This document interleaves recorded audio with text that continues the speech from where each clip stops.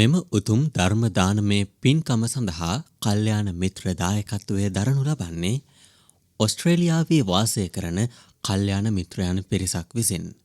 අභාව ප්‍රාප්ත W.A. බන්දුපාල සහ N.S. මීගම පියාණන්ටත්, ලලිතා Genet Samaratunga සහ හේමා මාලිනී දිසානායක දයාබර මෑණියන්ටත්, නිලූෂ අබේනායක මිතුරාණන් ඇතුළු අනෙකුත් වියෝ වූ ඥාති හිත මිත්‍රාදීන්ටත් මේ පින් අනුමෝදන් වේවා. අප සමග සිටින අප දයාබර දෙමව්පියන්ටත්, සහෝදර සහෝදරියන් සහ නෑදෑ හිත මිතුරන්ටත් මේ පින් ලැබේවා. මේ සඳහා දායක වූ අප සැමටත් මහත් වූ ශ්‍රද්ධාවෙන් ධර්මය ශ්‍රවණය කළා වූ සියලු දෙනාටත් මේ ජීවිතයේම හෝ පතන්නා වූ බෝධියකින් හෝ සියලු සංයෝජන දුරු කර සංසාර දුක් නිමවා නිවනින් සැනසෙන්නට හේතු වේවා. පින්වත් දේශකයාණන් වහන්සේටත් නිදුක් නිරෝගී සුවයෙන් වාසය කරමින් ප්‍රාර්ථනීය බෝධියකින් සැප සහිත ප්‍රතිපදාවෙන් නිර්වාණය සාක්ෂාත් කර ගැනීමට මේ පින් හේතු වේවා. සමන්ත චක්කවාලේසු අත්‍රා ගච්ඡන්තු දේවතා සද්දම්මං මුනි රාජස්ස සුනන්තු සග්ග මොක්ඛදං ධම්මස්සවන කාලෝ අයං බදන්තා ධම්මස්සවන කාලෝ අයං බදන්තා ධම්මස්සවන කාලෝ අයං බදන්තා නමෝ තස්ස භගවතු අරහතෝ සම්මා සම්බුද්දස්ස නමෝ තස්ස භගවතු අරහතෝ සම්මා සම්බුද්දස්ස නමෝ තස්ස භගවතු අරහතෝ සම්මා සම්බුද්දස්ස දුක්ඛානුපස්සනං භාවෙන්තෝ සුඛ සංඥම් පජහති තී. වන්දනීය පූජනීය ලෝකවාසී ගරුතර මහා සංඝරත්නයන් අවසරයි. ශ්‍රද්ධාවන්ත කාරුණික ගුණවන්ත පින්වත්නි, මේ උතුම් සම්මා සම්බුද්ධ ශාසනයේ පිහිට ලබන්නට, සරණ ලබන්නට අපි සංසාර ජීවිතේ විශාල පිනක් සිදු කරගෙන තියෙනවා. සම්මා සම්බුද්ධ කියන වචනේ පවා අහන්නට සසර ගමනේ කල පින් තිබිය යුතුමයි. එහෙනම් ඒ බුදුරජාණන් වහන්සේ දේශනා කළ ධර්මය ඇහෙන්නට මොනතරම් පිනක් තිබිය යුතුද යන්න අපිට තේරුම් ගන්න පුළුවන්. ඉතින් මේ තථාගතයන් වහන්සේ දේශනා කළ ශ්‍රී සද්ධර්මය ඇහෙන මෙවන් කාලයක ඒ ධර්මය තුලින් ලබන දැනුමටම සීමා වෙන්නේ නැතුව ඒ දැනුම ඉක්මවා ගිය ලෝභ දේශ මොහ දුරු වෙන්න හේතු වෙන දහම් පුහුණුවක ජීවිතේ අරගෙන යන්න අපි විශේෂයෙන්ම මේ වස්සාන කාලය තුල ලොකු උත්සාහයක්, ලොකු වෑයමක් දරන්න ඕනේ. අපේ ජීවිතවල යහපත් විදියට දවස ගෙවුවොත් ඒ දවස් අවසානයේ සතුටක් ඇති වෙනවා. යහපත් විදියට සතියක් ගත කළොත් සතිය අවසානයේ සතුට ඇති වෙනවා. යහපත් විදියට මාසයක් ගත කළොත් මාස අවසානයේ සතුට ඇති වෙනවා. යහපත් විදියට අවුරුද්දක් ගත කළොත් අවුරුද්ද අවසානයේ අපට සතුට ඇති වෙනවා. එහෙනම් යම් කිසි කෙනෙක් දෛනික ජීවිතේ දවසකට උදේ විනාඩි 30යි හවස විනාඩි 30යි වශයෙන් හරි උදේ පැය හවස පැය වශයෙන් හරි විදර්ශනා භාවනාවක් ඉදුණොත් එයාට දවස් අවසානයේ මේ තථාගත ශාසනය මම ක්‍රියාවට නැංගුවා කියන මහා සන්තෝෂය හිතේ ඇති වෙනවා. යම් කිසි කෙනෙක් එක දිගට දින 7ක් විතර එවැනි භාවනා පුහුණුවක යෙදුණොත් සතියක යාට මහා සන්තෝෂයක් ඇති වෙනවා. පිළිවෙතට මං සාධාරණයක් සිද්ධ කළා කියලා.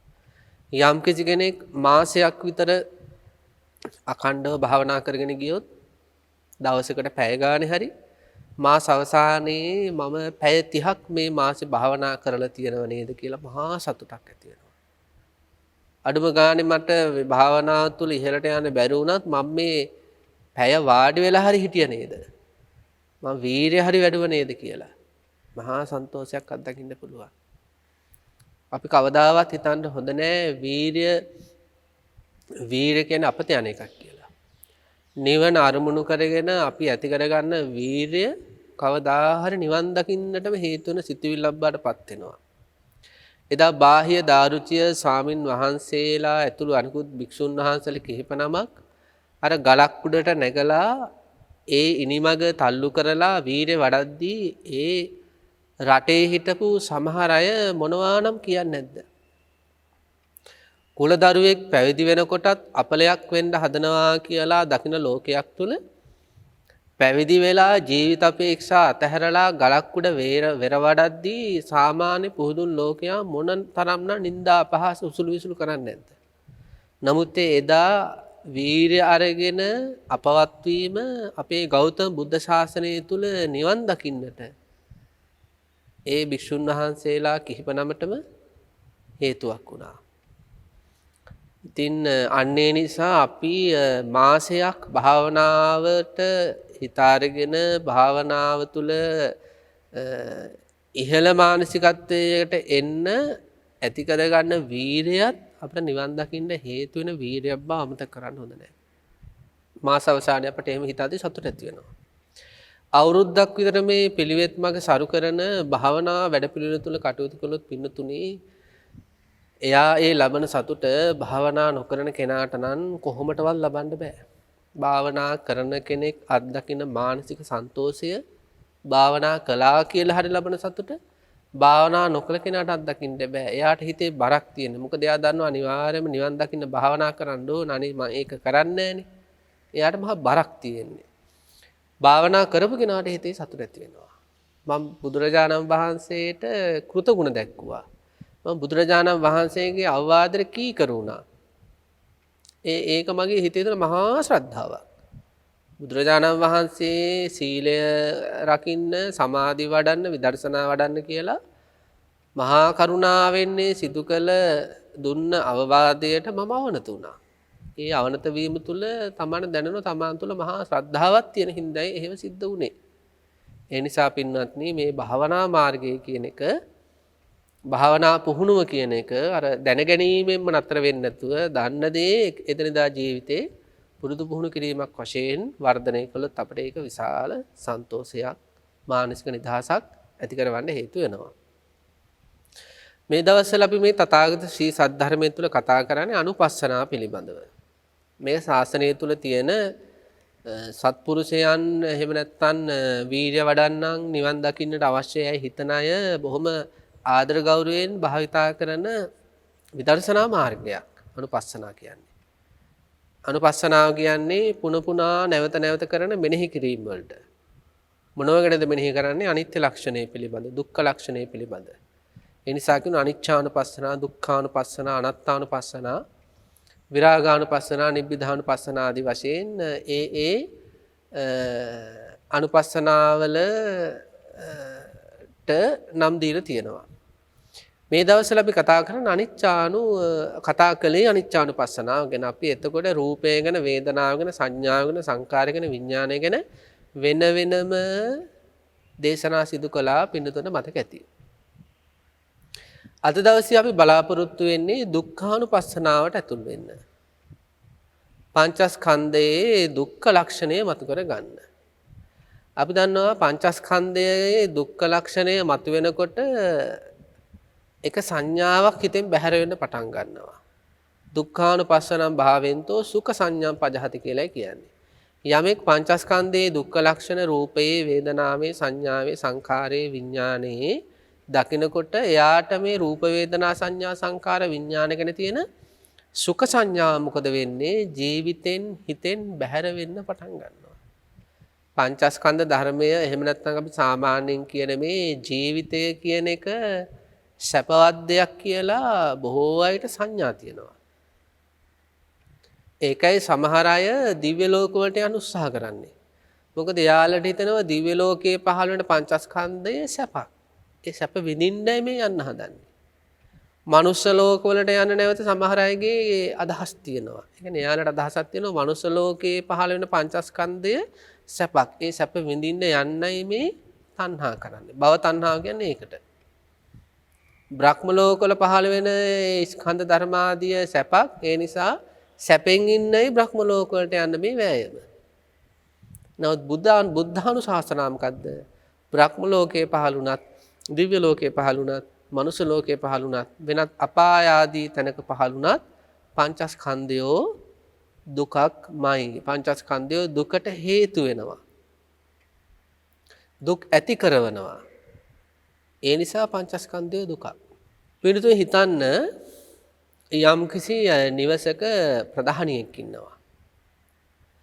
මේ නිවසේ ප්‍රධානියා පත්තරේ දැන්වීමක් දානවා ගෙදරට වැඩ කරන කෙනෙක් අවශ්‍යයි කියලා. එතකොට මේක දකිනවා මේ ප්‍රධානියාගේ තරහකාරයෙක්. එයා මොකද කරන්නේ? ඒක පුද්ගලයෙකුට මුදල් දෙනවා. මුදල් දීලා කියනවා ඔයා මෙන්න මේ නිවසේ වැඩකාරකමට යන්න ඕනේ. මම ඔයාලට මෙච්චර ගෙවනවා. හැබැයි ඔයා ඒ ගෙදර ගිහිල්ලා වැඩ කරන අතරේ ඒ ප්‍රධානිය මරන්න ඕන කියනවා. දැන් එක නිවසක ස්වාමි කෙනෙක් ප්‍රධානියෙක් ගෙදරට වැඩ කරන කෙනෙක් ඕන වෙලා පත්තරේ දැන්වීම දැම්මා. ඒ දැන්වීම දකිනවා මෙයාගේ තරහකාරයා. තරහකාරයා මොකද කරන්නේ? වැඩ කරන කෙනෙකුට මුදල් දීලා කියනවා ඔයා ඒ ගෙදර ගිහලා වැඩ කරන්න හැබැයි ආයතන ප්‍රධානියා ඉඩක් ලද සැනින් මරන්න කියනවා. දැන් අර පුද්ගලයා මුදල අරගෙන අර ගෙදර ගිහලා වැඩ කරනවා. ඉතින් මේ වැඩ කරන පුද්ගලයා දැන් ආයතන ප්‍රධානියට කියන්නේ නැහැනේ මං මෙයා ඔහෙ මරන්න කියලා. ඒක හිතේ තියාගෙන මෙයා වැඩ කරනවා. ඉතින් මෙයා ගෙවල් අතු ගානවා, උයනවා, පිහනවා, කෑම රසට හදනවා. එතකොට අර නිවසේ ප්‍රධානියාට මොකක්ද ඇති වෙන්නේ? හරි සන්තෝෂයි. හැබැයි මෙයා මේ ඇවිල්ලා තියෙන්නේ මොකටද? මෙයා නැත්තරම නැති කළා දාන්න. يعني මෙයාට මේ ජීවිතේ තියෙන ඉහළම දුකක් දෙන මේ වැඩකාරයා ගැන අර ප්‍රධානියට මොකද තියෙන අදහස? අනේ කොච්චර හොඳද? එහෙම අදහසක් එයාට තියෙන්නේ ඇයි? වැඩකාරයාගේ සැබෑ තතු නොදන්න නිසා. අන්නේ වැඩකාරය වගේ තමයි පංචස්කන්ධ ධර්මය. පංචස්කන්ධ ධර්මයක් වැඩකාරය වගේ. ඒ පංචස්කන්ධ ධර්මය අපිට යම් යම් හේතුන් තුල ආස්වාද ඇති කරනවා. ඒකේ වැඩකාරය කරන වැඩ දැකලා ප්‍රධානය සතුටු වෙනවා වගේ. අපි ඒ නිසා මේ පංචස්කන්ධයට ඇලුම් කරනවා. නමුත් අර වැඩකාරය මොකටද ඇවිල්ලා තියෙන්නේ? අර ඒ නිවසේ ප්‍රධානියට මාරාන්තික දුක දෙන්න. අන්න ඒ වගේ මේ පංචස්කන්ධ ධර්මයත් වරින් වර ආශාදි පැද්දුවට මේ පංචස්කන්ධ ධර්ම අපිට මොකද කරන්නේ? මාරාන්තික දුක් දෙනවා. එක සැරයක්ද? දෙසරයක්ද? තුන් සැරයක්ද? බලන්න මේ ජීවිතේ ගත්තට පස්සේ මේ කායිකව ඇති වෙන පීඩා, මානසිකව ඇති වෙන පීඩා වාර කීයක් අපි මාරාන්තික වශයෙන් අත්දැකලා තියෙනවද? يعني දරා ගන්න බැරි කායික පීඩා, දරා ගන්න බැරි මානසික පීඩා එක ජීවිතයක් තුල අපි කොච්චර අත්දැකලා තියෙනවද? ඒත් අපිට මේ පංචස්කන්ධය පිළිබඳ පංචස්කන්ධයේ සැබෑ තතු ගැන අවබෝධය නැති නිසා ඒ කායික පීඩා මැද්දේ නමුත් අපි මේ පංචස්කන්ධය සැපක් කොට ගන්නවා. හරියට ආයතන ප්‍රධානියාට අර වැඩකාරයාගේ සැබෑ තතු ගැන අවබෝධය නැති නිසා ඒ වැඩකාරයා ගැන සතුටු වෙවි ඒ වැඩකාරයා ගෙදර තියා ඉන්නවා වගේ. හැබැයි යම් කිසි දවසක නිවසේ ප්‍රධානියා දැනගත්තොත් මෙයා මේ මට දුක් දෙන්න ආපු කෙනෙක් කියලා ඒ වෙලෙම බැහැර කරනවා. බැහැර කරන්න අවශ්‍ය පරිසරය හදනවා. අන්න ඒ වගේ පංචස්කන්ධ ධර්මයේ දුක්ඛ ලක්ෂණේ යමෙකුට මතු වුණොත් පින්නත් මොකද කරන්නේ? එයා මේ පංචස්කන්ධ ධර්මයෙන් බැහැර වෙන්නට පංචස්කන්ධ ධර්මය ප්‍රහාණය කරලා දාන්නට, නිරෝධයට පත් කරන්නට කල යුතු සියලුම දේවල් සිදු කරන්න පෙළඹෙනවා. එතකොට දුක්ඛානුපස්සනාව කියන්නේ අන්න ඒ වගේ වැඩපිළිවෙලක්. පංචස්කන්ධයේ සැබෑ තතු මොකද්ද කියලා ප්‍රකට කරගන්න වැඩපිළිවෙලක්. දුක්ඛානුපස්සනාව. එතකොට ඒක තියෙනවා රූපයේ දුක්ඛ ලක්ෂණ මතු කර ගැනීම, වේදනාවේ දුක්ඛ ලක්ෂණ මතු කර ගැනීම, සංඥාවේ දුක්ඛ ලක්ෂණ මතු කර ගැනීම, සංඛාර ධර්මයේ දුක්ඛ ලක්ෂණ මතු කර ගැනීම සහ විඥාන ධර්මයේ දුක්ඛ ලක්ෂණ මතු කර ගැනීම. ගැඹුරු භාවනා ක්‍රම නමුත් අපිට මේවා නොකර බෑ. අමාරුවෙන් හරි අහගෙන ඉඳලා මේවා පුරුදු පුහුණු කරන්න ඕනේ. මේ ලෝකයේ ගැන තියෙන තණ්හා, දෘෂ්ටි, මානාදිය දුරු කරලා අවබෝධයට පත් වුණු කෙනෙක් බවට පත් වෙන්න.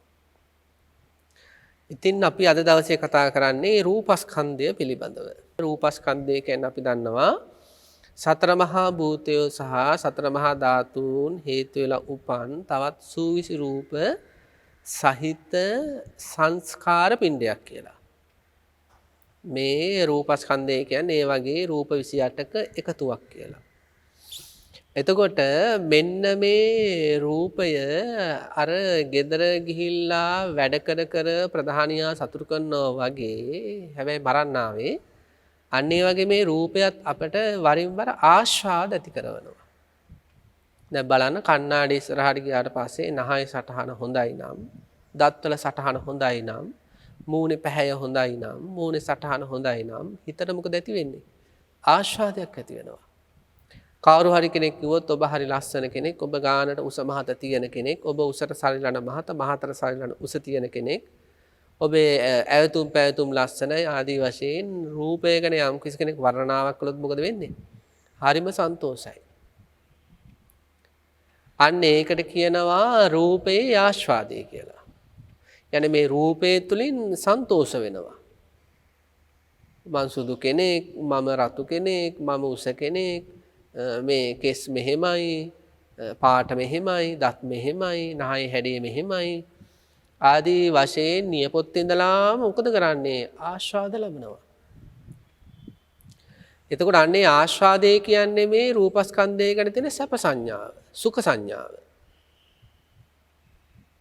අපි මොකද කරන්න ඕනේ? මේ ආස්වාදය ඉස්සරහට දාගෙන මේක පිටිපස්සේ තියෙනවා මහා දුක්ඛ ලක්ෂණයක්.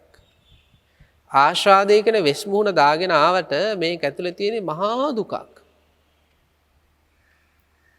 එතකොට අන්නේ දුක්ඛ ලක්ෂණය තමයි අපි මේ දුක්ඛානුපස්සනාවේදී මතු කරගෙන ගන්න. එතකොට මේ රූපය ගැන මහා කලකිරීමක් ඇති වෙනවා. කොහොමද අපි ඒක මතු කරගන්නේ? රූපස්කන්ධයේ දුක්ඛ ලක්ෂණය මතු කරගන්නට අපිට රූපස්කන්ධය ගැන මෙනෙහි කළ හැකි විවිධ මෙනෙහි කිරීම ගැන සූත්‍ර දේශනා තුළ විග්‍රහ කරලා තියෙනවා. මෙන්න මේ කාරණා ටික අරගෙන අපිට රූපස්කන්ධයේ දුක්ඛ ලක්ෂණ මතු කරගන්න පුළුවන්. තවත් තියෙන මෙනෙහි කරන්න පුළුවන් වැඩපිළිවෙළවල් අපි අද කතා කරන්නේ මේ ටික ගැන. දුක්ඛ ලක්ෂණය මතු කරගන්න. මේ රූපස්කන්ධයේ තියෙන පළවෙනි ලක්ෂණය තමයි දුක්ඛ ලක්ෂණය. ඒ කියන්නේ රූපස්කන්ධය දුක ඇති කරන ස්වභාවයක්, පීඩා ඇති කරන ස්වභාවයක් තියෙනවා. ඊළඟ රූපස්කන්ධයේ දුක්ඛ ලක්ෂණ මතු කරගන්න අපට බුදුරජාණන් වහන්සේ විසින් යම් යම් වැඩපිළිවෙළවල් මෙන්න මෙහෙම දේශනා කරලා තියෙනවා. ඒ කියන්නේ රූපය මෙන්න මේ විදිහට දකින්න කියලා. සූත්‍ර පිටකේ පුරාම මේව පැතිරලා තියෙනවා. රූපය රෝගයක් විදිහට දකින්න කියනවා.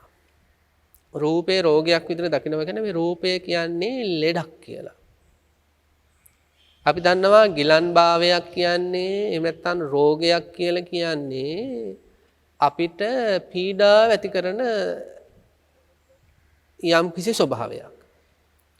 එතකොට රූපේ දුක්ඛ ලක්ෂණ මතු කරගන්න උත්සාහ කරන කෙනා ඉස්සෙල්ලම දකින්න ඕනේ මෙන්න මේ රූපය ලෙඩක්, රෝගයක්. ඇයි රෝගයක් කියන්නේ? මේ රූපය මට හරියට දුක් ඇති කරනවා. දැන් බලන්න මේ ශරීරයට අපි ආහාර දෙන්න ඕනේ. ඊළඟට ජලය දෙන්න ඕනේ. බේත් හේත් දෙන්න ඕනේ.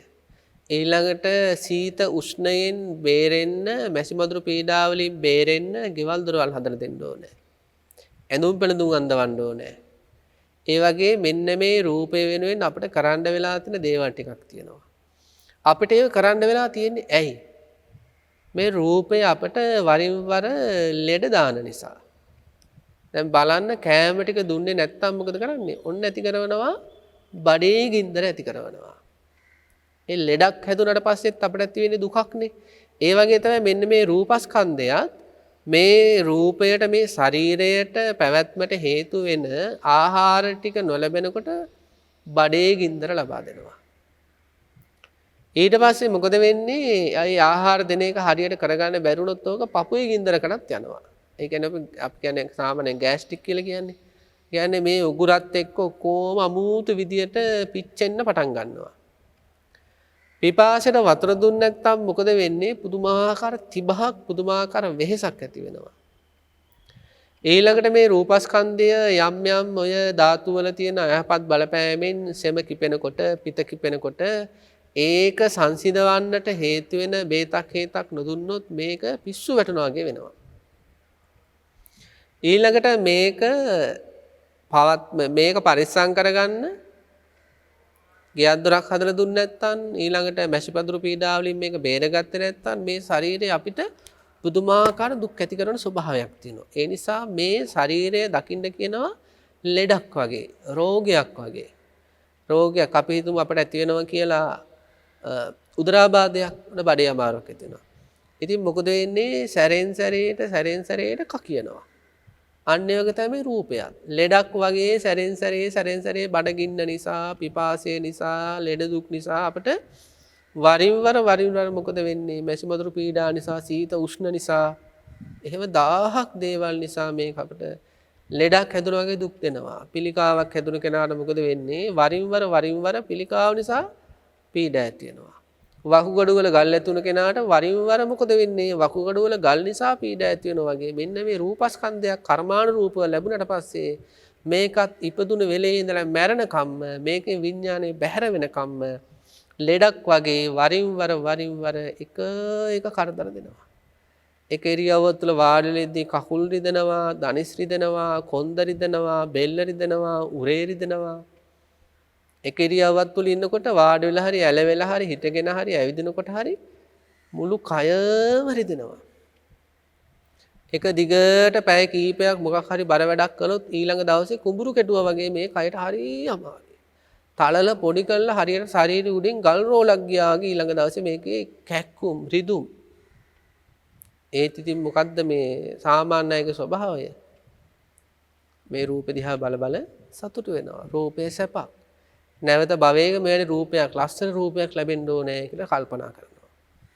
ඇයි අනේ මම මෙච්චර කැත මට ඊළඟ භවයේ වෙන්න මේ රංගන ශිල්පියා වගේ, වෙන්න මේ රංගන ශිල්පිනියා වගේ රූපයක් ඇයි අනේ මට ඊළඟ භවයේවත් ලැබෙන්නේ නැත්තේ? ඊළඟ භවයේවත් මට ලැබෙන්න ඕන.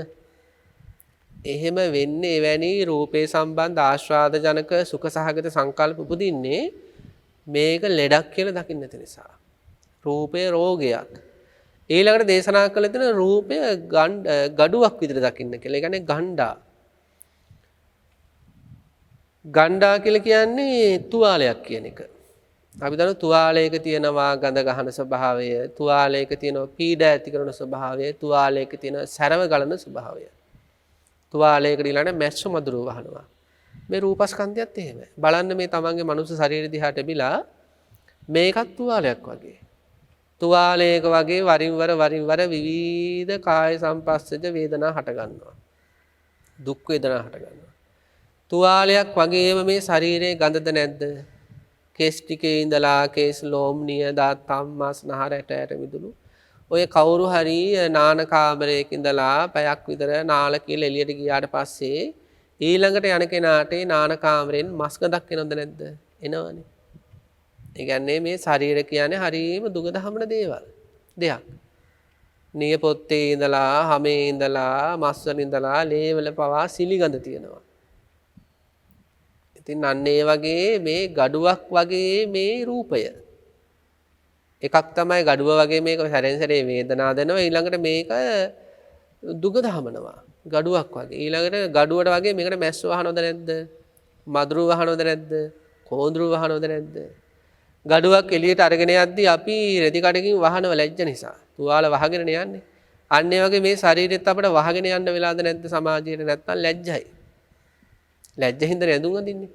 එහෙනම් මේ තුවාලයක් වගේම තමයි මේ රූපයත්. ගඩුවක් වගේ. ඊළඟට තුවාලෙන් සැරව ගලනවා වගේ ඇහෙන් කබ ගලන්නේ නැද්ද? කනෙන් කලාඳුරු කරන්නේ නැද්ද? නාසයෙන්, මුවෙන්, ශරීරයෙන් දාඩිය ගලන්නේ නැද්ද? වුණු තෙල් ගලන්නේ නැද්ද? මේක ලොකු තුවාලයක් වගේ එකක්. ඉතින් එහෙම තුවාල වගේ එවැනි ගඳ ගහන එවැනි ශරීර දිහානේ සන්තෝෂ වෙවි බලන්නේ.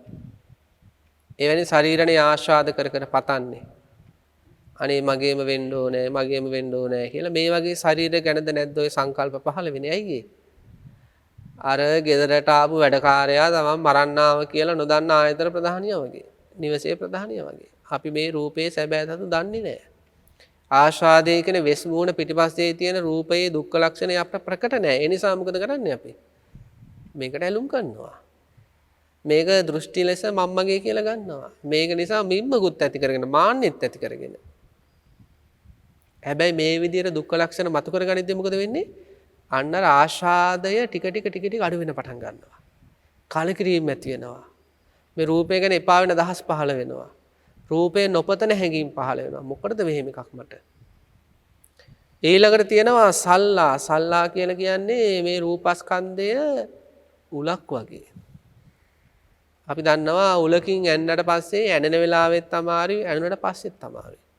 අන්න ඒ වගේ මේ රූපස්කන්ධය ඇසුරු කරගෙන දුක් වේදනා කියන හුල් පහළ වෙනවා. ගමනක් යනකොට අපි හිතමු ඇණයක් යනන කකුලේ. ඇනේ ඇනෙනකොටම උඩ පැනෙනවා. ඇයි ඒ ඇතිවනේ දුක් වේදනාවට. උලක් යනුනා වගේ. ඊට පස්සේ මොකද වෙන්නේ? අපි අමාරුවෙන් හරි ඇනේ ගැලෙවුව කියමු. ඊට පස්සේ දුක් වේදනාවක් තියෙනවද නැද්ද? ඊට පස්සේ දවස් ගාන දුක් වේදනාවක් තියෙනවා. ඔන්න ගමනක් යද්දි හරි පඩිපෙළක් බහිද්දි හරි ඔන්න ඇදගෙන වැටෙනවා. අපි හිතමු ඇදගෙන වැටෙනකොට දුක ඇති වෙනවද නැද්ද? වදිනකොට එහෙම රිදෙනවා. ඇට බිඳුනොත් එහෙම රිදෙනවා. ඊට පස්සෙත් මොකද වෙන්නේ? ඊට පස්සෙත් අර උලක් කනුණු කෙනාට ඇනෙන වෙලාවේ සහ ඊට පස්සෙත් දුක් ඇති වෙනවා වගේ. ඉතින් ඉස්පිරිතාල ගාන යන්න ඕනේ. අත් බැඳගෙන ඉන්න ඕනේ. බෙල්ල එල්ලගෙන ඉන්න ඕනේ. එහෙම නැත්නම් අර අත්වාරු පාවිච්චි කරමින් එක් කකුලකින් යන්න වෙනවා. ඒ වැටුණු වැටිල්ලේ ස්වභාවය අනුව. ඒ වගේ පින්නන්ති බලන්න මේ කය ඇසුරු කරගෙන ඇතිවෙන දුක් වේදනා උලක් වගේ කියන්නේ ඇතිවෙන මොහොතෙත් අමාරු ඊට පස්සෙත් අමාරුයි. ඇඟිල්ලක් එහෙම ඔය මිටියෙන් ගහදි තැලෙනකොට මොකද වෙන්නේ? රිදෙනවා. ඊට පස්සේ තැලිලා ඊට පස්සේ මොකද වෙන්නේ? ආපහු රිදෙනවා. ඉන්න බෑ. ඒ වගේ බත් කන වෙලාවට දිව හැපුණොත් මොකද වෙන්නේ? දිව හැපෙද්දිත් රිදෙනවා. ඊට පස්සෙත් තියෙනවද නැද්ද විනාඩි ගාණක් ඒ දුක් වේදනාව වෙන තනිකරම මේ රූපේ උලක් වගේ. උල ඇනෙද්දිත් අමාරුයි ඇනුනට පස්සෙත් අමාරුයි. හිසරද එහෙම ඇති වෙනකොට ඊළඟට පිළිකා ආදී රෝග ඇති වෙනකොට ඒ වගේ අතපය කැඩෙනකොට බිඳෙනකොට ඒ වගේ මේ ශරීරය මේ රූපස්කන්ධය ඇසුරු කරගෙන යම් යම් අනතුරු වෙනකොටත් අමාරුයි උනාට පස්සෙත් අමාරුයි. දැන් ඔය සමහර අය බෝම්බ වලට අහු වෙනවා, සමහර අය වාහන වලට අහු වෙනවා. ඉතින් ඔව් අත්දකපු අය තමයි දන්නේ ඒක අත්දකිද්දී ඇති වුණු වේදනාව සහ ඊට පස්සේ ඇති වුණු දුක් වේදනා පරම්පරා ගැන. ඉතින් මෙන්න මේව හොඳට මෙනෙහි කරන්න ඕනේ මේ රූපස්කන්ධය උලක් වගේ. සල්ලා. ඊළඟට අගා කියන්නේ මේ රූපස්කන්ධය පාපයන්ට උපකාරී වෙන එක. දැන් ප්‍රාණඝාත කරන්න මේ රූපස්කන්ධය අරගෙන යන්නේ. අපි දන්නනේ පංචස්කන්ධය ඇසුරු කරගෙන පාපයෝ වෙන්නේ. ඉතින් මේ පාපයන් වෙන රූපයත් උදව් වෙනවා, වේදනාත් උදව් වෙනවා, සංඥාත් උදව් වෙනවා, සංකාරත් උදව් වෙනවා, විඥානත් උදව් වෙනවා. එහෙනම් ප්‍රාණඝාතය සිද්ධ වෙන රූපේ උපකාර වෙනවා. සොරකම සිදු කරන්නට රූපය උපකාර වෙනවා. කාමිත්‍යාචාර වල දෙන්න රූපය උපකාර වෙනවා. මුසාබස් කියන්න රූපය උපකාර වෙනවා. රහවෙන මත්පැන් ආදී භාවිතා කරන රූපය උපකාර වෙනවා. පරුස වචන කියන රූපය උපකාර වෙනවා. අනවින කොඩි වෙන කරන රූපය උපකාර වෙනවා. දෙස් දෝල් තියන රූපය උපකාර වෙනවා. බෝම්බ ගහන්න, වෙඩි තියන්න, පිහියෙන් කපන්න, කඩුවෙන් ගහන්න. ඒ වගේ මේ කය මේ කල්ලලා පින්නත්නි කියන්නේ බිම ගහන්න තරම් වටිනවා. මේක ඒ තරම් සසර ජීවිතේ අපිව පාපයන්ට අපේ පාපයන්ට උදව් කරන එකක් මේක. මේ අල්ලගෙන හුරුතල් කරන්න ඕන එකක් නෙවෙයි. මේක බිම ගහන්න තරම් වටිනවා. ඒ කියන්නේ එච්චර අපට විඳ ගන්න එකක්. රූපය කියන එක. කරන්න දෙන ඔක්කොම පාපයන්ට මේක එකතු වෙනවා. ඒ නිසා කියන රූපස්කන්ධය අගා කියන්නේ පාපයන්ට උපකාර වෙන නිසා. මේ හොඳට මෙනෙහි කරන්න ඕන දුක්ඛ ලක්ෂණමය මතුවෙන්නේ රූපේ එතකොට. රූපේ ගැන දෙන සුඛ සංඥා බැහැර වෙනවා. ඊළඟට තියෙනවා පරේ කියන්නේ මේ රූපේ දුක්ඛ ලක්ෂණ මතු කරගනිද්දී මෙනෙහි කරන්න ඕන මේ රූපේ හරිම අකීකරු ධර්මයක්. දැන් කීකරු දරුවා සහ අකීකරු දරුවා කියන්නේ අහසයි පොළොයාගේ වෙනස් දෙන්නේ. දැන් කීකරු දරුවා කියන්නේ අපි කිව්වොත් ඔහොම කරන්න එපා මෙහෙම කරන්න කියලා එහෙම කරනවා. අරමින්න කියලා මෙහෙමින් දෙපා කිව්වොත් ඒ අපි කියන විදිහට ඉන්නවා. හැබැයි අකීකරු දරුවෝ එහෙම නෙමෙයි. අපි අකමැති විදිහටමයි ඉන්නේ. අන්‍යයකද රූපස්කන්ධය. අපි කැමති මේ රූපය ඇසුරු කරගෙන පීඩා ඇති නොවෙනවා නම්. නමුත් රූපය මොකද කරන්නේ? පීඩා ඇති කරනවාමයි. දැන් බලන්න අපි මේ රූපයට දැන් අපි මේ සමාජයේ ජීවත් වෙද්දී සමහර අයට බයිනවා ඔය මිනිස්සයාට මං කොහොමනම් කළාද?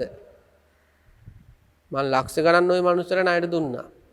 ওই මනුස්සයා අමාරු වෙලා ස්පිරිතාලෙද්දිම සති ගාණක් බත් ඇද්ද මේ මනුස්සයා බේරගන්න. අපි සමහර අයට බයිනවනේ. ඔය මනුස්සයාගේ දුවගේ උත්සවයේ දවසේ මම වැටිගෙන අපේ ගෙදර දෙයක් වගේ තමයි ඒ ගෙදර වැඩ කළේ. ඒත් බලන්නකෝ මට මෙහෙම කළානේ. අපි සමහර අයට එම් බයිනොද නැද්ද? සමහර අයට යම් යම් අවස්ථාවල උදව් කරලත් අපිට යම් යම් අසාධාරණකම් කළාම අපි බයිනවා දෙස් දෙවල් තියනවා. අපි මේ රූපයට මොන තරම් සාධාරණයක් කරනවද? අපිට දැනෙන තේරෙන කාලේ ඉඳලා මේක සැප මෙට්ටවල හාන්සි කරනවා, සැප කොට්ටයක් ඔළුවට තියනවා. ඊළඟ බෙඩ් ෂීට් එකකින් ඔළුව ඉඳලා පොරවනවා. ඊළඟ ෆෑන් එකක් දානවා. ඒ වගේ මැසි මදුරු පීඩා වලින් බේරන්න net එකකුත් දානවා. ඊළඟ ගමනක් යද්දී පයින් අරගෙන යන්නේ නැහැ. එහෙම නැත්නම් බයිසිකල් එක කරන් යනවා, යතුරු පැදිය කරන් යනවා, කාර් එක කරන් යනවා, බස් එක කරන් යනවා, ප්ලේන් වලත් තරන් යනවා, නැව් වලත් තරන් යනවා. මේ ශරීරයට අපි කන්න දෙනවා, උදේට දෙනවා, දවල්ට දෙනවා, රැයට දෙනවා. පිපාසය දැනෙනකොට වතුර දෙනවා. බේත් දීලා මේක පරිස්සම් කරනවා. පාරේ අරගෙන යද්දී ගොඩාක් පරිස්සම් මේක අරගෙන යනවා. මේ ශරීරය වෙනුවෙන් අපි කොච්චර උදව් කරනවද? නමුත් මෙයා කොහොමද? මෙයා හරීම කීකරුයි. එක දෙයක් දිහා එක දිගට බලන් ඉන්න දෙන්නේ නැහැ. දෙකට දෙන්න පටන් ගන්නවා. එකම දෙයක් එක දිගට අහන්න බෑ, කන් දෙකට දෙනවා. එක දිගට කතා කරන්නත් බෑ, කට දෙනවා. මේ ශරීරය අරගෙන බලන්න කියන්නේ හරීම අකීකරුයි. අපට ඕන මේක හොඳට තියෙනවා නම් පීඩා ඇති කරන්නේ නැත්නම් අපි කැමති විදියට හැසිරෙනනම් අපි කැමති. නමුත් මේ ශරීරය එහෙමනේ කොච්චර උදව් කළත් කොච්චර කණ්ඩ බොණ දුන්නත් හරියට අර ඒකනේ තියෙන්නේ. සර්පය 4 දෙනෙකුට කණ්ඩ බොණ්ඩ දීලා බලා ගන්න වගේ වැඩක් තමයි මේ රූපයත් එක්ක අපේ ගනුදෙනුව. සර්පය 4 දෙනෙකුට කණ්ඩ බොණ්ඩ දීලා බලා ගන්න එක ලේසි වැඩක්ද? කොයි වෙලේ අපිට දෂ්ට කරයිද දන්නේ නැහැ. අන්න ඒ වගේ භයානක ධර්මයක් මේ රූපය. සර්පය 4 දෙනෙක් වගේ මේ රූපේ දැනෙන්න ඕන. පඨවි ධාතුව දැනෙන්න ඕන සර්පයෙක් වගේ. පොලාපයින් සර්පයෙක් වගේ ඔය මේ පොළොන්තෙලිස්සෙක් කුණ කට්ටෙක් වගේ මේ පඨවි ධාතුව දැනෙන්න ඕන. ආපෝ ධාතුව දැනෙන්න ඕන. තේජෝ ධාතුව දැනෙන්න ඕන. වායෝ ධාතුව දැනෙන්න ඕන. රූපය කියන්නේ භය උපදවා ගත යුතු ධර්මයක්. රූපය කියන්නේ බය උපදවා ගත යුතු ධර්මයක්. නමුත් ලෝක සත්‍යයට රූපය ගැන එහෙම කිසිම බයක් දැනනවද? නෑ, මේක සැප දෙන්න ආපු එකක් වගේ තමයි මේ රූපයත් එක්ක ගනුදෙනුව. ඉතින් යම් කිසි කෙනෙක් මේ අපි මේ දැන් මේ සිහිපත් කරන විදියට මේ රූපස්කන්ධයේ තියෙන අකීකරු බව අපට අවනත නැති බව අපට අවනත නෑ. දැන් අපි හිතුව දැන් ඉගෙන ගන්න දරුවෙක් දැන් ලියනවා කියලා. දැන් අපට ඕන මේ ඔක්කොම ටික ලියලි අහවර කරන්න. ඒත් මොකද වෙන්නේ? පැයක් ලියාගෙන යන්න බෑ, විනාඩි 30ක් ලියාගෙන යන්න බෑ. අත කැඩිලා වැටෙන තරම් අමාරුයි. අපට අවනත නෑ මෙයා. අපට අවශ්‍ය දේ අවසානයක් දක්වා නිදහසේ කරගෙන යන්න මෙයා අවනත වෙන්නේ. හරි අකීකරුයි. භාවනාවට ගිහිල්ලා අපට පැය 3-4ක් හොඳට අතීතයේ හිටපු උතුමන් වහන්සේලා වගේ කොන්ද කෙලින් තියාගෙන ඉන්න තිබ්බනම් කියලා වාඩි වෙන විනාඩි 30ක් යද්දි කොන්ද රිදෙනෝ දනිස් පුපුරන්න වගේ. නැගිට නැත්තම් දනිස් දෙක පුපුරලයයි කියලා හිතනවා. එච්චර කැක්කුම. අපිට කිසිම වැඩකට මේක අවනත කරගන්න බෑ. කාර්යාලේ වැඩ කරද්දි, ගෙදර දොරේ වැඩ කරද්දි සැරෙන් සැරේ විවේක ගන්න වෙලා. ඉතින් මේ මොකද්ද මේක නිකන් මොකද්ද අර දේවසාපයක් වගේ මේ රූපස්කන්ධය කියන්නේ. මේ ඇත්ත නොදකින නිසා ඒත් මොකද වෙලා තියෙන්නේ? අවිද්‍යාව නිසා. මේක සැපයි කිය මේක දිහා බල සතුටු වෙනවා. හැරවි කණ්ණාඩි දිහා බලන්නේ. දකුණට හැරිලා බලනවා, අපට හැරිලා බලනවා, ගිහිල්ලා පිටිපස්සට හැරිලා බලනවා. එන මේකෙන් ආස්වාද ලබනවා මේ මෙච්චර භයානක ව්‍යසනයක් තියාගෙන. ඊළඟට උපද්දවා රූපස්කන්ධේ දුක් ලක්ෂණ මතු කරගෙන අනිත් ක්‍රමෙන් උපද්දවා කියලා කියන්නේ උපද්‍රව ඇති කරන රූපස්කන්ධය. දැන් බලන්න ජාති දුක ඒක උපද්‍රවයක්. ජරා දුක ඒක උපද්‍රවයක්.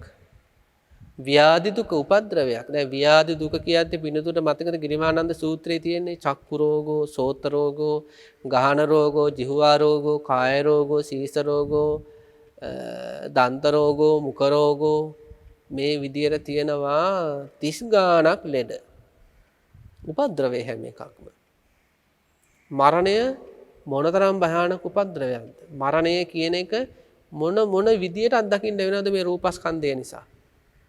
නයි ගහලා මැරෙනවා, පොළොංගු ගහලා මැරෙනවා, කුණ කට්ටු ගහලා මැරෙනවා. සමහර අය වාහන වලට යට වෙලා තැලිලා පොඩි වෙලා පින්නතුරු මතකද ආසන්න අවුරුදු කිහිපයකට කලින් අර එක්තරා තරුණයෙක් අර කෝච්චියකට අහුවෙලා මිය ගියා.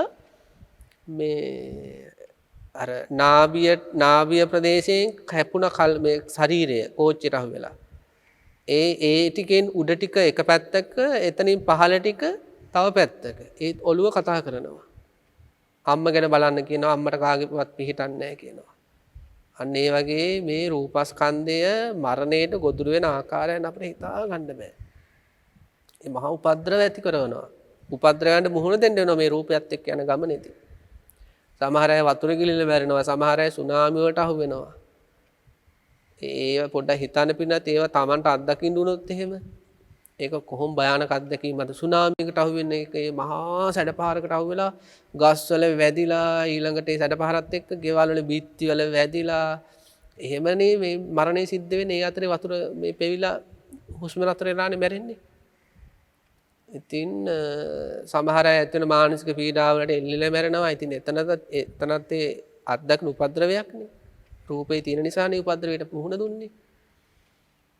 ඒ වගේ මේ ලෝකයේ තුල ගත්තට පස්සේ සමහර අයගෙන් වෙඩි පහරවල් කාලා, බෝම්බ පහරවල් වලට අහු වෙලා, කඩු පහරවල් වලට අහු වෙලා, පොළු පහරවල් වලට අහු වෙලා, ඔය මේ පින්නතුන්ට ඉතින් ඔය මාධ්‍ය සමාජ ජාලා සහ ඔය අනිකුත් මාධ්‍ය වල තොරතුරු ලැබෙනවානේ මනුෂ්‍ය ඝාතන වෙන හැටි.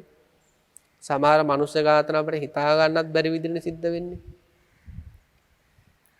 ඉතින් අන්න ඒ වගේ දැන් අපිට මතකයි අර එක්තරා මේ ලෝකයේ හිටපු එක නායකයෙක් තමන්ගේ රාජකාරී නැත්තම් තමන්ට ඕන විදියට යම්කිසි පිරිසක් හිටියේ නැහැ කියලා ඒ කිහිප දෙනා මොකද කරලා තියෙන්නේ, ඔය හපා කන සුනකයන් 20ක් විතර ඉන්න කූඩුවකට දාලා තියෙනවා. මේ වැඩි කාලයක් නැහැ. ඉතින් ඒ පාපය කරලා පුද්ගලයා ඉතින් අර සපා කන සුනකයන් 20ක් මැදකට දැම්මට පස්සේ කූඩුවක මිනිස්සු 6-7 දෙනෙක් කොහොමද මේ මිනිස්සයන්ට අත්දකින්න වෙන්නේ? අපිට කඩියෙක් කෑම කොච්චර අමාරුද? කූඹියෙක් කෑම කොච්චර අමාරුද? මැරෙනකම බල්ලු ටිකක් තමයි හපා කනවා කියන්නේ. එහෙම උපද්‍රවයන්ට සසර ජීවිතේ අපිට කොච්චර මුණ දෙන්න සිද්ධ වුණාද? මේ රූපස්කන්ධයේ සැපයි සුඛයි ආස්වාදයි කියලා ගැනීම නිසා. ඒ නිසා කියන මේ රූපේ උපද්‍රවයක්. මේක මහා උපද්‍රවයක්, මේක මහා ව්‍යසනයක්. මේක නොපැතිය යුත්තක්. මේක බලාපොරොත්තු නොවිය යුත්තක්. මේකන සිහින නොමැවිය යුත්තක්. ඊළඟ භවයේ මම ලස්සන කෙනෙක් වෙන්න ඕනෑ කීගේ සිහින මානවනේ ඒවා නොකළ යුතුයි. ඉතින් අන්නේ වගේ ජාතිය කියන උපද්‍රවය, ජරාව කියන උපද්‍රවය, ව්‍යාධිය කියන උපද්‍රවය, මරණය කියන උපද්‍රවය, මේ වගේ උපද්‍රව රාශියකට ගොදුරු වෙන්න වෙනවා රූපයේ දුක්ඛ ලක්ෂණ මතු කරගත්තේ නැත්තම්. ඊළඟට තියෙනවා මේ රූපස්කන්ධයේ දුක්ඛ ලක්ෂණ මතු කරගන්න අසරණා කියලා. ඒ කියන්නේ මේ රූපේ අපිව හරියට අසරණ කරනවා. ඉතින් මට ආසන්න අවුරුද්දකට විතර එහා කාලේ මට යම්කිසි තාත්තා කෙනෙක් බලන්න යන්න සිද්ධ වුණා. ඒ පියතුමාට එක තැන ඉන්න වෙලා. ඉතින් මේ පියතුමා එක තැන ඉද්දී එතුමාට මොකද වෙන්නේ? දැන් කෑම ගන්න අමාරුයි, වතුර බොන්න අමාරුයි, ඊළඟට මල මුත්‍ර ඇඟේම යනවා. ඉතින් ඒ පවුල සාමාන්‍ය පවුලක්. එතකොට ඒ රූපය ඒ පියතුමා අසරණ කරලා තියෙන හැටි.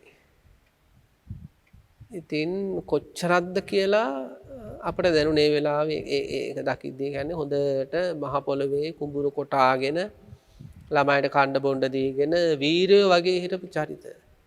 දැන් උඩු බැලිය අතට මල මුත්‍ර කරගෙන මේ නැගිට ගන්නත් බෑ.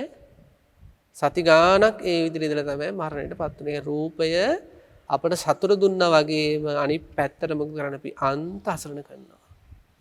මේ බණහන අය අතරත් ඇති රෝද පුටු වලින් නම් බණහන අය.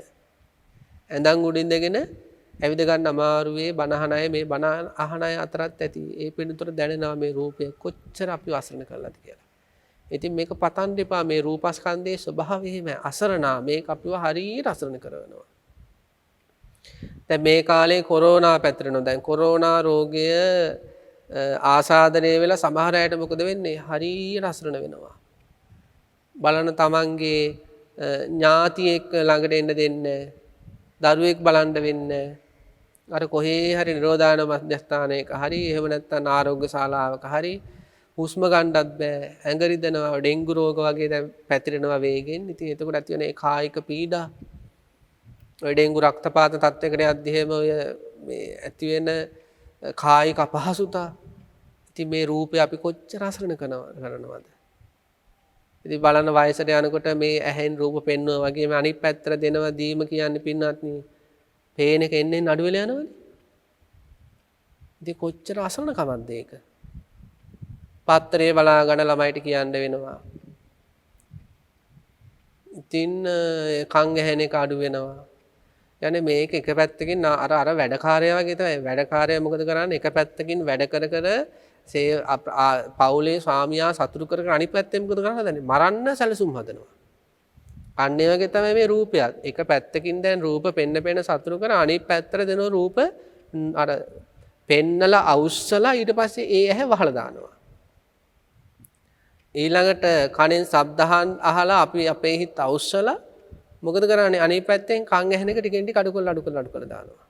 යම් හේතුන්ට අනුකූලව සිද්ධ වෙන්නේ මේක. ඒ වගේ ලෝකෙ පුරාම ඇවිදින්න පුළුවන් විදියට ජීවිතේ දීලා ඊට පස්සේ මොකද කරන්නේ? ගෙදර ඇඳටම සීමා වුණ විදියට අසරණ කරලා දානවා. ඉතින් කොච්චර හිතට අමාරුද? ඒ වගේ මේ රූපස්කන්ධය කියන්නේ අපිව හරියට පින්නත්නි අසරණ කරන ධර්මයක්. ඉතින් එතකොට කොහොමද අපි මේකේ සැපක් ගැන කතා කරන්නේ? ඊළඟට තියෙනවා වදකා. මේ රූපස්කන්ධය අපට හරියට වද දෙනවා. නේද? අපි හිතමු යම්කිසි පුරුෂයෙකුට වදක භාර්යාවක් ලැබෙනවා. දැන් භාර්යාවරින් තියෙන ඊටාම ගුණ යහපත් භාර්යාවරු ඉන්නවා. ඔය මාතු භාර්යා, භගිනි භාර්යා එහෙම ඉන්නවනේ. ඒ අතර එක්කෙනෙක් කියන වදක භාර්යා. ඉතින් වදක භාර්යාවක් ලැබුණු පුරුෂයාට මොකද වෙන්නේ? දස වදේනේ අර පුරුෂයා නොමැරී ඉන්නවා. මැරෙන්න බැරි ගමට ඉන්නවා. දස වද. උදේ වැඩට යනකොටත් වදේ, වැඩට ගියාට පස්සෙත් කෝල් කර වදේ, ආවට පස්සෙත් වද දෙනවා. එහෙමනේ වදක භාර්යාවක් ලැබුණු පුරුෂයාට වෙන ගෙවන්න වෙන්නේ. අන්න ඒ වගේ තමයි වදක භාර්යාවක් වගේ මේ රූපය. අපිට දස වද දෙනවා. මේක කර්මානුරූපව ඉස්සෙල්ලා මේ රූප කලාප ටික මෞකසේ පහළ වෙනවා. මේ පහළ වෙච්ච වෙලේ ඉඳලාම කායික දුක් වේදනා හට ගන්න පටන් ගන්නවා. කාය සංපස්සේ දුක් වේදනා මහා වදයක්. සැනසෙල්ල ඉන්න නැහැ. ඉපදෙනකොට 10 දුක් විඳින්න වෙනවා. ඉපදෙන අවස්ථාවේ. ඊට පස්සේ උඩු බැලිය අතර ඉඳගෙන අනිත් පැත්තට පෙරලෙන්න බැරුව පුදුම වදයක් විඳින්නේ. ඊට පස්සේ නැගිට ගන්න බැරුව පුදුම වදයක් විඳිනවා. ඉතින් ඒ වගේ ලෙඩ දුක් හැදිලා ඒව විවිධ අවස්ථාවල මේ රූපය එක මිරියව්වක ඉන්න දෙන්නේ දහස වද දෙනවා මරන්න හදනවා. එක මිරියව්වක හිටියොත් එහෙම වාඩි වෙලා හරි හිටගෙන හරි එහෙම මේවා උස්සල විසි කරන්න හදනවා වගේ හැඟීමක් හිතේ එන්නේ දෙන වදේට. ඉතින් ඒ වගේ මේ වදකේ මේ රූපය කියලා කියන්නේ. වදක භාර්යාවක් එක්ක දිවි ගෙවන පුරුෂයෙක් වගේ අපිට මේ රූපස්කන්ධයත් එක්ක ජීවිතය අරගෙන යන්න වෙලා තියෙන්නේ. දැන් මේ වදෙන් ගැලවෙන්න ඕන මං නිවන් දකින්න කිව්වට එහෙම පුළුවන් ද අපිට මේ රූපෙන් ගැලවෙන්න? එහෙම බෑ. පිළිවෙත් පුරන්න ඕන. ඒකනේ මෙයාගෙන් ගැලවෙන්නත් ලේසි නෑ.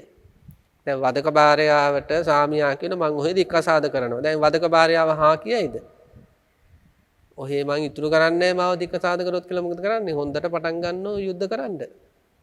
අන්න ඒ වගේ තමයි මේ රූපය වද දුන්නට මේකෙන් මට දැන් අයින් වෙන්න ඕනේ. නිවන් දකින්න ඕනේ කියලා අපිට එකපාරට රූපස්කන්ධෙන් ගැලවෙන්න බෑ. එහෙනම් පිළිවෙත් පුරන්න ඕනේ. පිළිවෙත තමයි මේ දුක්ඛානුපස්සනාව. හොඳට මේකේ දුක්ඛ ලක්ෂණ දකින්න රූපය ගැන තියෙන තණ්හාව නැති වෙනවා, දෘෂ්ටිය නැති වෙන. කියන්නේ මෙහෙම රූපයක් ගැන අපිට දැන් තණ්හාව තියෙනවා. දැන් මේ අහපු බණ ටිකටත් මොකදුනේ රූපය ගැන තණ්හාව අඩු වුණාද නැද්ද? අඩු වුණානේ. මේක දැන් භාවනාමය වශයෙන් දෛනික ජීවිතේ කරගෙන ගියොත් අපිට මේ රූපය ගැන කොච්චර තණ්හාව අඩු වේද? බුදුරජාණන් වහන්සේ දේශනා කළ තියෙන මේ රූපේ දුක්ඛ ලක්ෂණය ආධ්‍යාත්මික, බාහිර, අතීත කියන්නේ අතීතයේ පහළ වුණ රූප කියන්නේත් මේ ලක්ෂණ ටිකම තියෙනවා. මේ දැන් අපේ මේ අධ්‍යාත්මික දැන් මේ අපේ තියෙන රූපස්කන්ධයේත් මේ කතා කළ හැම දුක්ඛ ලක්ෂණයක්ම තියෙනවා. බාහිර ලෝකයේ අම්මා තාත්තා ආදී වශයෙන් අපට පේන රූප තියෙනවනේ ඒ හැම රූපයකම ওই ලක්ෂණ ටික තියෙනවා. ඊළඟට අනාගතයේ හටගන්න රූපස්කන්ධ තියෙනවනේ ඒවයිත් ওই ලක්ෂණ තියෙනවා. ඊළඟට පච්චුප්පන්න මේ මොහොතේ හේතුන් නිසා පහළ වෙන රූපස්කන්ධයේත් ඒ ලක්ෂණේ තියෙනවා දුක්ඛ ලක්ෂණය. ඊළඟට දුර රූපයක් වේවා ළඟ රූපයක් වේවා හීන රූපයක් වේවා ඕලාරික රූපයක් වේවා සුකුම රූපයක් වේවා ඒ වගේ ප්‍රණීත රූපයක් මේ කුමන රූපස්කන්ධයක නමුත් මෙන්න මේ දුක්ඛ ලක්ෂණ ටික හොඳට මෙනෙහි කරොත් මොකද වෙන්නේ? යාට මේ රූපය ගැන තණ්හාව මොකද වෙන්නේ? උපදින්නේ නැහැ. උපදවන්නවත් බෑ.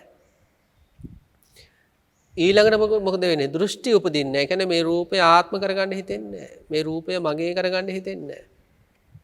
මොකටද මෙහෙම එකක්? වදක භාර්යාවක් තමා සතු කරගන්න පුරුෂයෙකුට හිතෙන්නේ නැහනේ. අන්න ඒ වගේ. ඊළඟට රූපේ නිසා මාන්නය උපදිනද? මාන්නය හොයාගන්නත් බැරි වෙනවා.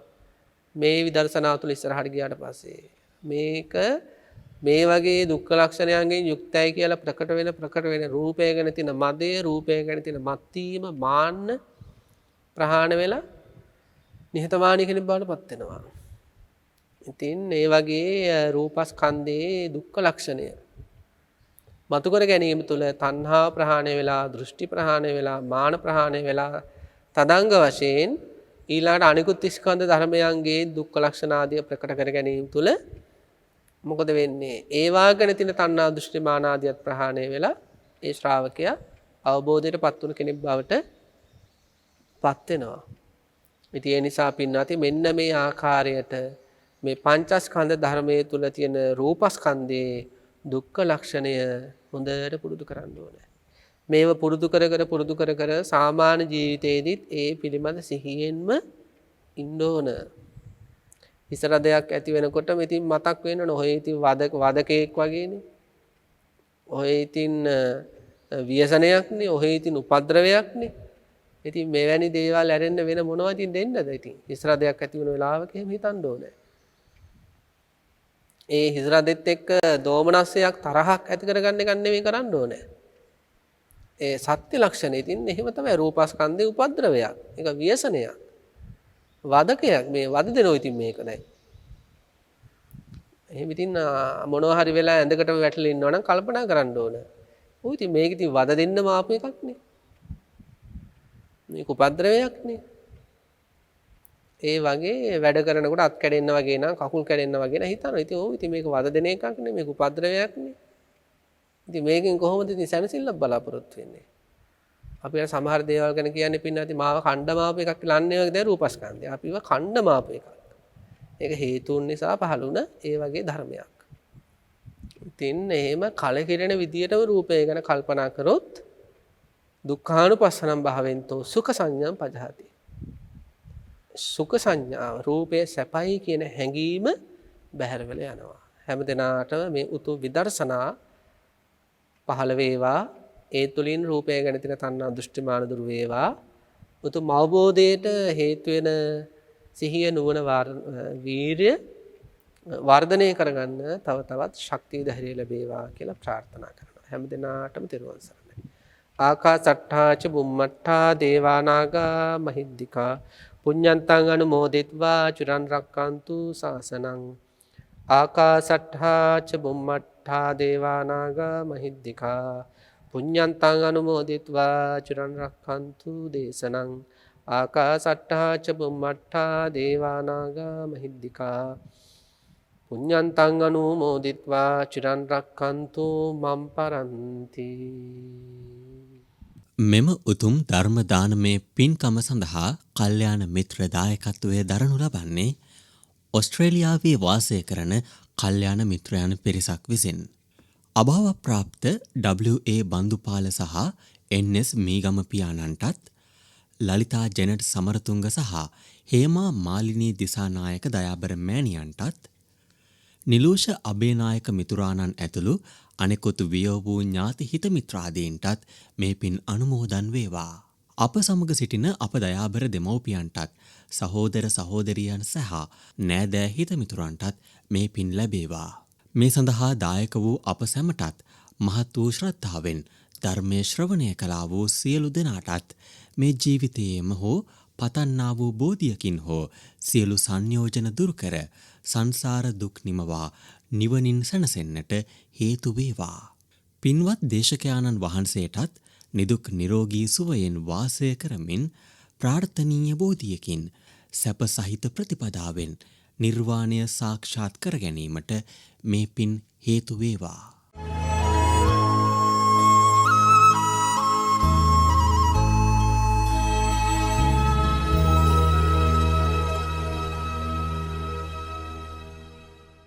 මෙවැනි වටිනා වැඩසටහන් නැරඹීමට ජයමග TV YouTube නාලිකාව සබස්ක්‍රයිබ් කර සීනුව ලකුණ ක්ලික් කරන්න.